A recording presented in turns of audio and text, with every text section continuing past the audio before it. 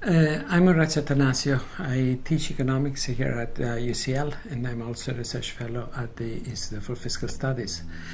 And at the Institute, we started a few years ago a fairly ambitious project and research agenda on trying to understand the process of human development in the early years in developing countries, and trying to design and evaluate interventions that might improve the chances of poor children growing up in those countries. Traditionally, people have looked at specific interventions that target maybe young adults, training programs and the like. But the evidence on that has been accumulated over the years on this type of interventions is that often their impact is not huge, and sometimes is even zero. As economists, we can take a holistic view of the whole process and trying to understand the mechanism behind certain impacts. To do that, you want to model individual behavior, you want to model how parents react to a new environment, which might include the specific intervention.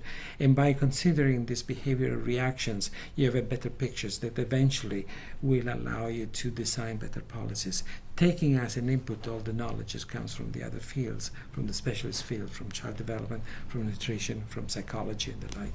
And the idea is to change the parental practices, trying to improve the way in which mothers engage with their children at very young ages. Our children, when we start the interventions, are around 12 months old.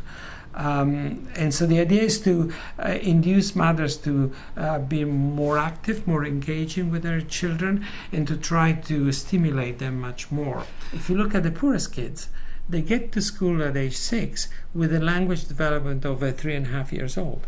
So it's as if you were sending 3.5 years old to a school for 6. And the big issue that has been pointed out in the literature is that schools in developing countries are not equipped or not able to target the specific needs of children. They teach a curriculum which is designed for 6 years old. They will not adapt it.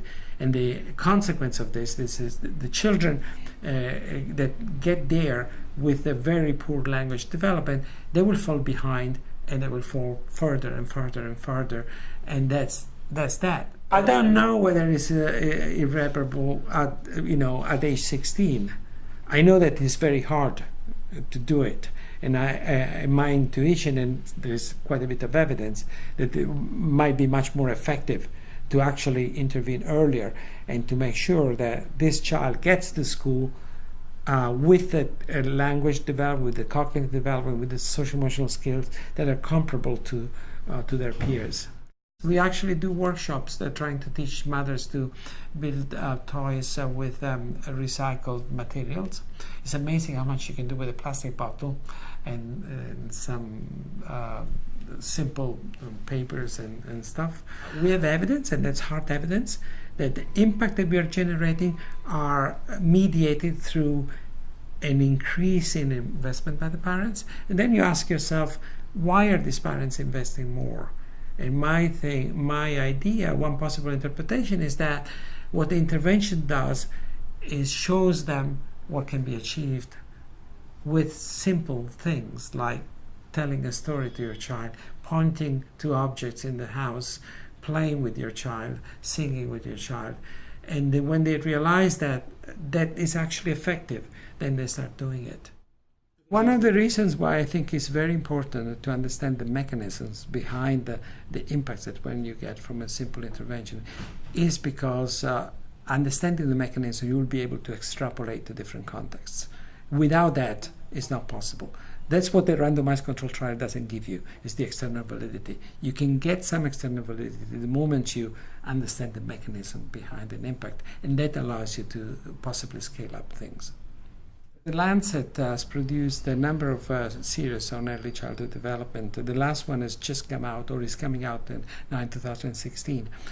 And they have estimates for 250 million children in developing countries that are at risk of not achieving their full development. So we're talking about lots of kids. And so when you look at those numbers, you realize that this stuff is important.